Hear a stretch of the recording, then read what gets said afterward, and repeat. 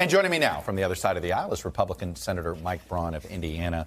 Senator Braun, welcome back to Meet the Press, sir. Hey, my pleasure, Chuck. Well, let me start. I'm going to start with the abortion laws in your home state. Some would argue some are somewhat restrictive from the perspective of a person seeking an abortion, but I want to put them down here as a baseline. In Indiana, there's state-directed in-person counseling. You can't do telemedicine. There's an 18-hour waiting period. There's a physical exam and an ultrasound, parental consent for minors, and the ban begins at 22 weeks, 2 weeks shorter than many other states that are at 24. You have said you are 100% pro-life. Is the law in Indiana, in your view, strong enough to support your pro-life position? Chuck, I think it begs the question in general, whether our state is where it needs to be, whether Mississippi's, whether New York, Illinois. You hit it on the head earlier, political or practical. When it comes to issues like this that divide our country in a way to where we're never going to get to 60 votes on any of this stuff, I think the practical solution is when it's not enumerated, return it to the states. The beauty of our system is that it's federal. It's got all these different ideas. And when you try to nationalize, federalize, the way the other side of the aisle is doing on more than just this, I think you're constantly in that area of contention. And when I got here 3 years ago, of course, we've gone through 2 impeachments. We've gone through the biggest health care crisis. A lot of these issues don't even get discussed, like the high cost of health care, maybe climate, maybe budgeting. How do we pay for all this? When it comes to things like abortion, I think it's clear it's time to turn it back to the states, let the diversity of this country show forth. It eliminates a lot of the contention to where we become the Hatfields and McCoys on many of these issues. So when do you believe abortion should be available? Because you're going to have to vote on these issues now. Every elected official in the country is going to have to state very specifically now. You know, a lot of times elected officials have been able to hide behind Roe. Either you're for it or against it. But now you got to get to specifics. So in your view, when should abortion be legal or be available? So in my case, when you believe in the sanctity of life, you want abortions to be eliminated from the landscape if you can. You're also in the context of reasonability. And the fact is, regardless of what any one individual, maybe with the point of view of mine or of Amy's, you're not going to settle it in a homogenized way.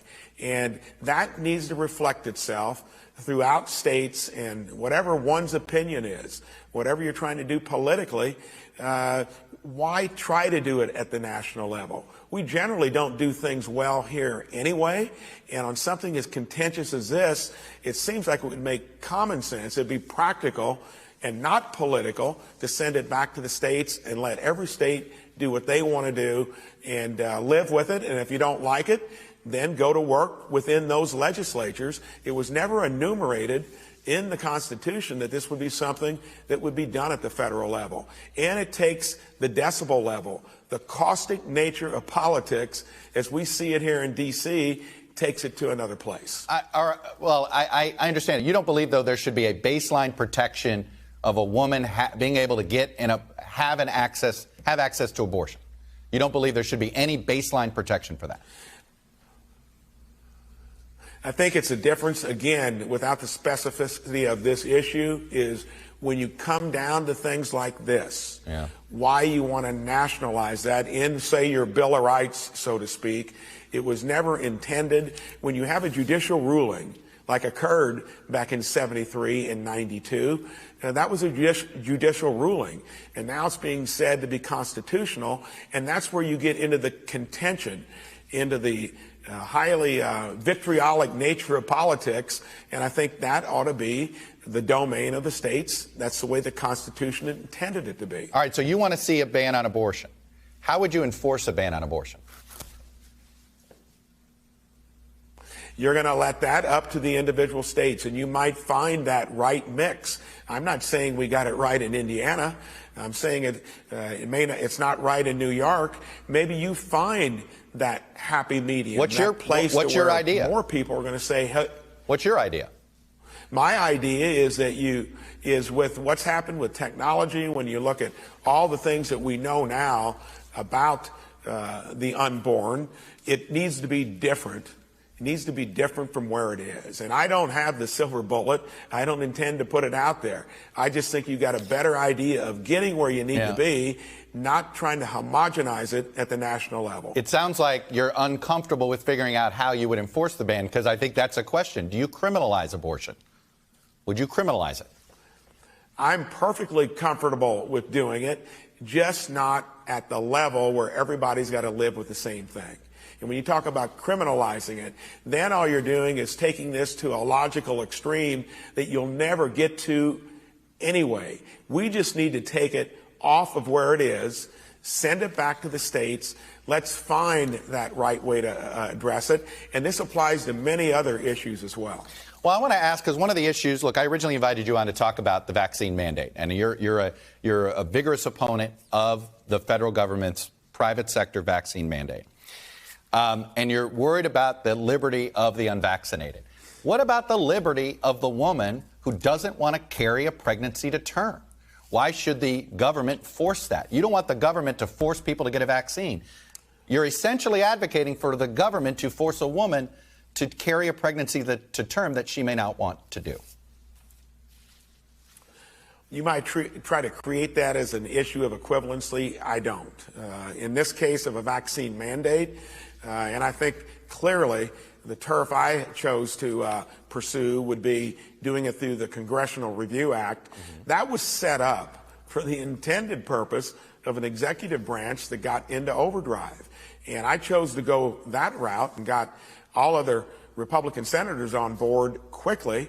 Now it's bipartisan. Joe Manchin decided to come on and not do it tacitly to where he's going to be outspoken about it. To me, that is different. And if you try to make those equivalent, I think you're going to get into that current paradigm we're in, to where you're arguing about things that just divide us. In this case, it does go to, and when you couch it, in just a moment, when you couch it as getting the vaccine or lose your job, and we talked about it the other day, well, you got the ability to be tested weekly. In certain parts of the country, those are one and the same, along with the ultimatum that goes along with how this was done through OSHA. And what other issue does this draw us into down the road, unrelated to where you have the heavy hand of government? Here, I'm saying on the abortion issue, take it back to the states where I think the Constitution intended it to be. Finally, though, on the vaccine mandate front, you are worried about forcing the unvaccinated in that situation. What about protecting the vaccinated? What about the freedom of the vaccinated to get through this pandemic? And the only way we're going to get through it is if we get more people vaccinated, and the mandates have worked. I know you don't like them, but they've worked. Well, the mandates have worked if you think that, in my case, when I look at how this all started back in March of 2020, and we had that heavy hand, even at many local levels, of you're an essential business, you're not. I was clear up front. Lucky we've got a vaccination. Of course, there were arguments about who was going to orchestrate it. We got it out quickly. And transmission itself and everything we've learned about COVID, it is a formidable foe. Businesses took it seriously from the get-go, small, medium, and large. They wanted to protect their customers, wanted to keep their employees safe. Again, it comes back to, you want things orchestrated at the federal level where we don't create results that are sustainable, or do you want to bring this back to a lower level of authority? And that has nothing to do with what you think about the vaccine or the disease and how you fight it. Senator Braun, appreciate you coming on, sharing your perspective, a reminder that there is still a sort of a basic divide in this country, more government versus less government. Appreciate you coming on, sharing your perspective with us, sir. I'd agree with that. Thanks for watching our YouTube channel. Follow today's top stories and breaking news by downloading the NBC News app.